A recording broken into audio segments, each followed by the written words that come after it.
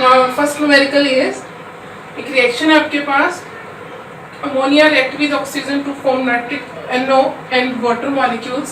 If the rate of formation of NO is this, then you will calculate the rate of disappearance of ammonia, and second you will calculate the rate of the formation of H2O. तो इस question के अंदर आपने rate of disappearance of ammonia calculate करना है और कि कितनी स्पीड से कितनी रेट से आपके पास जो अमोनिया है वो डिसअपियर मीन्स उसकी कंसंट्रेशन डिक्रीज हो रही है, और कितनी रेट स्पीड से कितनी रेट से आपके पास H2O बन रहा है. तो first we will write the rate of reaction.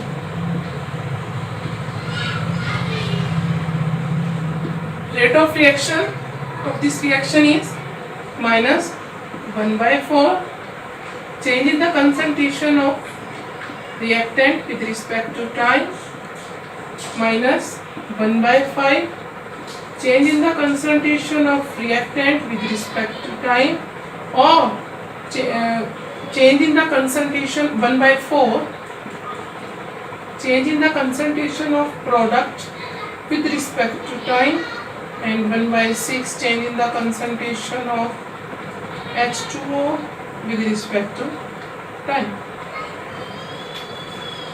इस रिएक्शन में गिवन है आपके पास कि रेट ऑफ फॉर्मेशन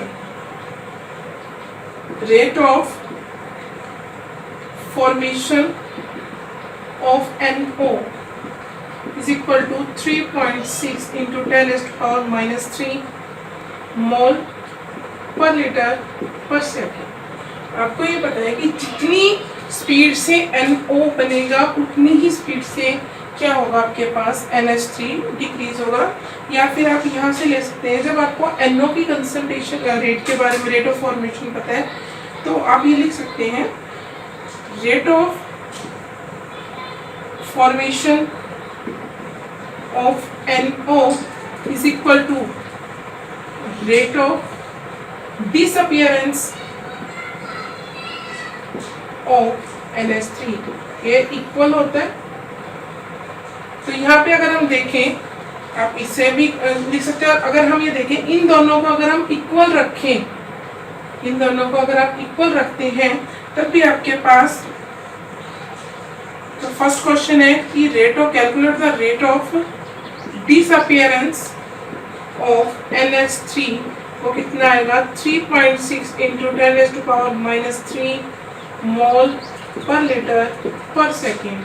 कि आपके पास जो फर्स्ट क्वेश्चन है कि calculate the rate of the disappearance of ammonia, वो कैसे कैलकुलेट करेंगे कि जितनी स्पीड से आपके पास, क्योंकि अपने हमारे पास सिर्फ NO की वैल्यू है, रेट ऑफ फॉर्मेशन NO है, कि जितनी स्पीड से आपके पास ये बना है उतनी स्पीड से क्या होगा, डिक्रीज होगा. आपने जब रेट ऑफ रिएक्शन लिखा तो ये सभी एक दूसरे के इक्वल हैं. तो आपको अगर इसकी वैल्यू पता है तो आप इसको इसके इक्वल रख के अगर वैल्यू निकालते हैं किसकी, रेट ऑफ डिसअपियरेंस अमोनिया की, तो आपके पास कितनी आएगी 3.6 into 10⁻³ मोल per litre per second. Now और second part is rate of formation of H2O. कि आपने यहाँ पे रेट ऑफ फॉर्मेशन H2O की निकालनी है, तो वो कैसे निकालेंगे. तो आपके पास गिवन है rate of formation of NO. तो आप कैलकुलेट करना आपने rate of formation of H2O, जो कितना है 1/6 change in the concentration H2O divide by dt. इसको इसके इक्वल रख देंगे 1/4 change in the concentration of NO divide by dt. ये क्या है, rate of formation of NO है. आपने कैलकुलेट क्या करना है, rate of formation of H2O. तो यहाँ पे dH change in the concentration of water with respect to time is equal to, ये 6 इधर चला जाएगा 6/4, और यहाँ पे हमारे पास जो वैल्यू है रेट ऑफ फॉर्मेशन की वो है 3.6 into 10⁻³ इसको सॉल्व करेंगे तो आपके पास आएगा 5.4 into 10⁻³ मोल पर लीटर पर सेकेंड. तो ये किसकी फॉर्मेशन आ जाएगी, आपके पास H2O की फॉर्मेशन आएगी, जो कि हमारा सेकंड क्वेश्चन है. बहुत इजी है कि सबसे पहले आपको क्या आना चाहिए, रेट ऑफ रिएक्शन लिखना आना चाहिए. उसके बाद आप इन questions 2 into 10⁻⁻² mole per litre in 5 second कि ये एक रिएक्शन है जो कि क्लोज्ड वेसल के अंदर अक्कर कर रही है। तो इसके अंदर जो NO2 की कंसंट्रेशन है वो इंक्रीज होती है 2 into 10⁻⁻² mole per litre in 5 second में।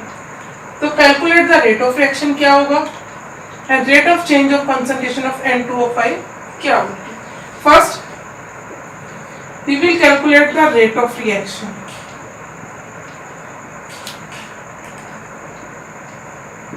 For calculating the rate of reaction, we write change in the concentration of product divided by D। हमने इसी को क्यों लिखा? क्योंकि हमारे पास यहाँ पे इसकी कंसंट्रेशन गिवन है विद रिस्पेक्ट टू टाइम, इसलिए हम इससे क्या निकाल सकते हैं रेट ऑफ रिएक्शन। यहाँ पे ना तो हमारे पास N2O5 की कंसंट्रेशन है ना ही O2 के, सिर्फ हमारे पास किसकी है NO2 की कंसंट्रेशन गिवन है विद रिस्पेक्ट टू टाइम। तो हम उसकी हेल्प से क्या निकाल सकते हैं rate of reaction is equal to 1/4 into change in concentration is 2 into 10⁻⁻² and with respect to time, time कितना है 5 सेकेंड। तो ये आएगा आपके पास आफ्टर सॉल्विंग दिस 2/20 इंटू 10⁻⁻², ये आ जाएगा 10⁻⁻³ mole per litre per second. This is the rate of the reaction. Now second question is rate of change of concentration, rate of change of concentration of N2O5। तो उसको हम कैसे calculate करेंगे? Now second question is rate of change of concentration of N2O5। तो वो किसके equal होगा? Decrease in the concentration of a reactant with respect to time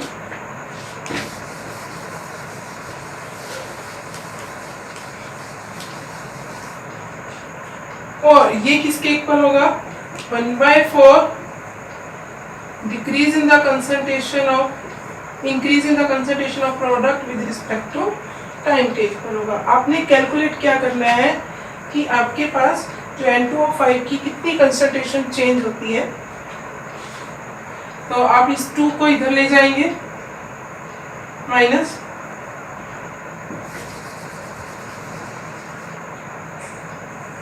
change in concentration of N2O5 with respect to time is equal to 2/4 और अभी इसकी change in concentration कितनी given है हमारे पास 2 इंटू 10⁻⁻² डिवाइड बाय टाइम कितना था हमारे पास 5 second.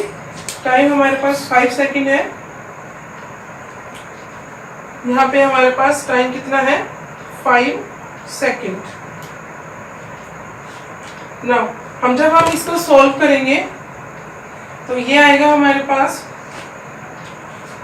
ये इससे कैंसिल आउट हो गया और ये हो गया हमारे पास 2 इंटू 10⁻⁻² डिवाइड बाय 10 और इसको फिर हम फर्दर सिंप्लीफाई किया तो 2 into 10⁻⁻³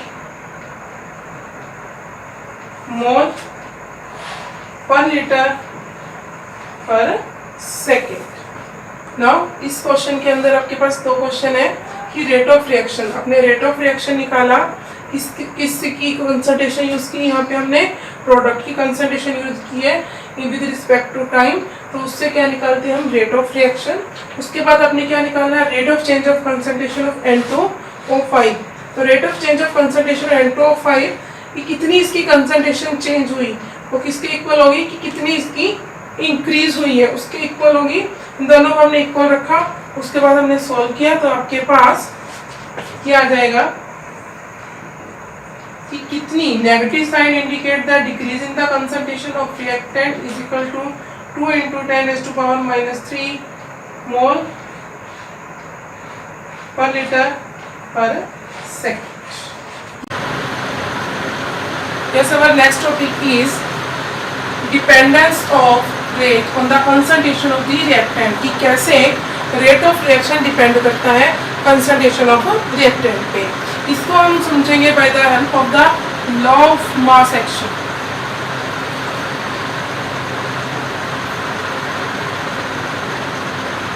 law of mass action की हेल्प से हम इस कंसेप्ट को समझेंगे। जैसे आपके पास एक कोई रिएक्शन है, ये जनरल रिएक्शन है, ये आपके पास प्रोडक्ट बना है P। तो अगर आपने इस रिएक्शन का रेट लिखना है according to the law of mass action,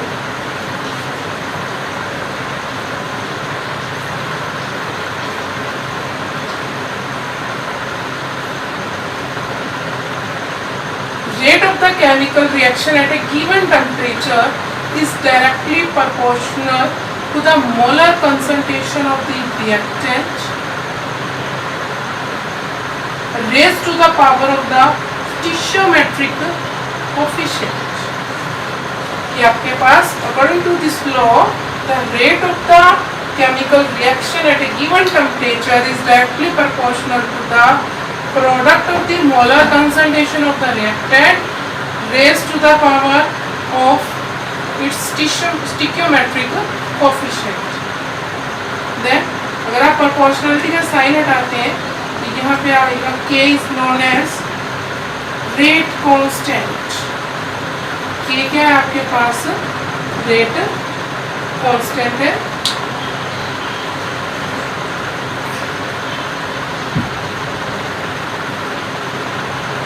This expression is according to the law of mass action,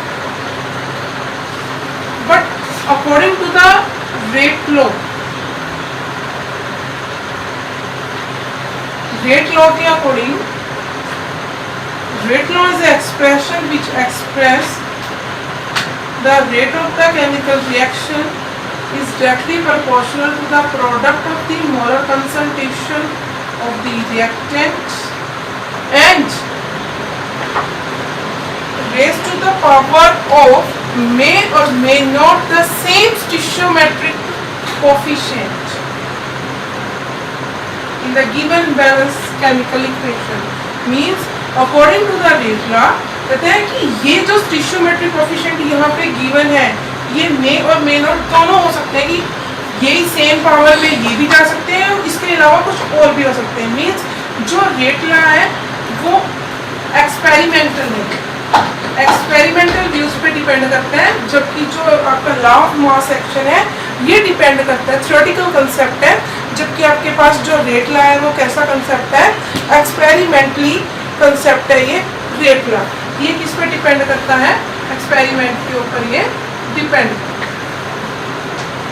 तो इसके अंदर भी आप जब प्रोपोर्शनलिटी का साइन हटाएंगे तो आपके पास ये आ जाएगा K is known as the rate constant। ये जो stoichiometric coefficient है ये may और may not same, कि ये सेम भी हो सकते हैं और ये डिफरेंट भी हो सकते हैं, जो कि गिवन केमिकल इक्वेशन के अंदर प्रेजेंट है। तो ये दोनों में डिफरेंस है कि ये law of mass action is a theoretical concept but the rate law is a experimental concept है ये। और if concentration of the reactant is 1 then R is equal to K। The rate constant K is defined as the rate of the reaction when the molar concentration of the each reactant is unity। कि rate constant आपका किसके equal हो जाएगा? Rate of the reaction के equal हो जाएगा जब हर एक रिएक्टेंट की कंसंट्रेशन कितनी होगी? 1 होगी, या फिर आप इसको क्या कहेंगे? यूनिटी होगी। तो हम इन दोनों की हेल्प से, लॉ ऑफ मास एक्शन और रेट लॉ की हेल्प से आप क्या बता सकते हो कि कैसे रेट ऑफ रिएक्शन डिपेंड करता है कंसंट्रेशन ऑफ द रिएक्टेंट में।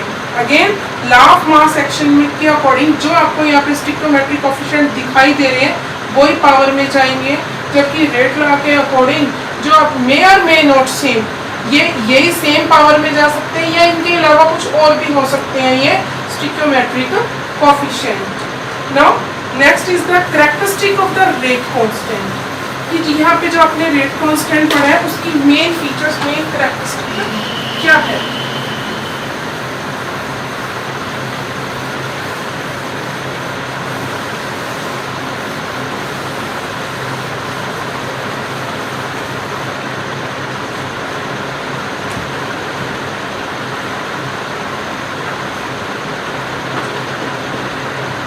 of rate constant.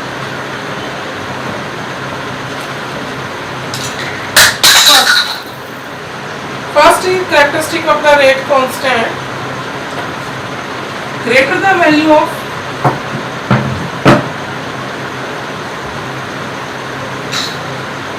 rate constant, faster will be reaction.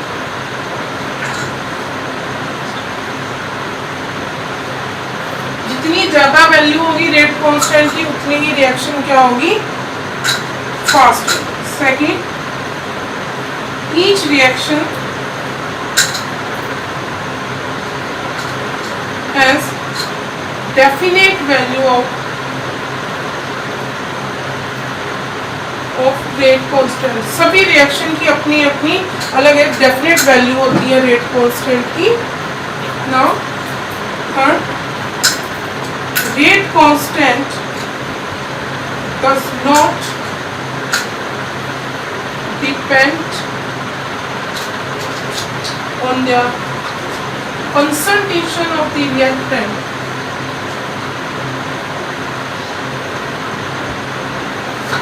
Rate constant कभी भी डिपेंड नहीं करता concentration of the reactant के ऊपर.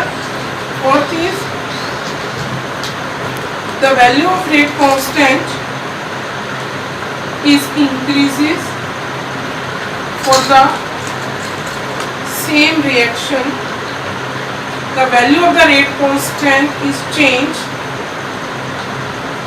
for same reaction with change in temperature.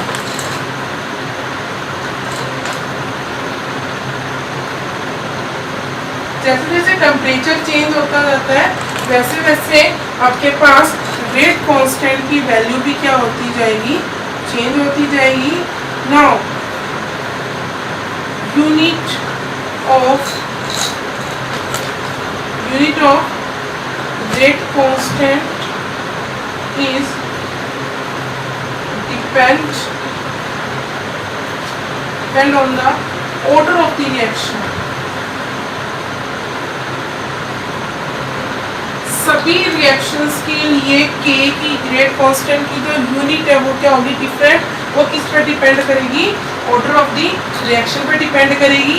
ये जो कंसेप्ट है ऑर्डर ऑफ द रिएक्शन वो हम अपने नेक्स्ट वीडियो के अंदर इस कंसेप्ट को पढ़ेंगे. Now this is the 5 main characteristic of the rate constant. Means greater the value of the rate faster is the reaction. जितनी ज्यादा रेट कांस्टेंट की वैल्यू होगी उतनी फास्ट क्या होगी? रिएक्शन होगी. सभी रिएक्शन की हर डेफिनेट वैल्यू होती है K की. सभी रिएक्शन के लिए अपनी अलग अलग एक रेट कांस्टेंट की वैल्यू होती है. रेट कांस्टेंट डिपेंड नहीं करता कंसंट्रेशन ऑफ रिएक्टेंट पे, बट रेट कांस्टेंट चेंज हो जाता है with change in temperature for the same reaction. And unit of the rate constant is depend upon the order of the reaction पे depend करती है rate constant की unit. तो हम अपने नेक्स्ट वीडियो में करेंगे ऑर्डर ऑफ द रिएक्शन.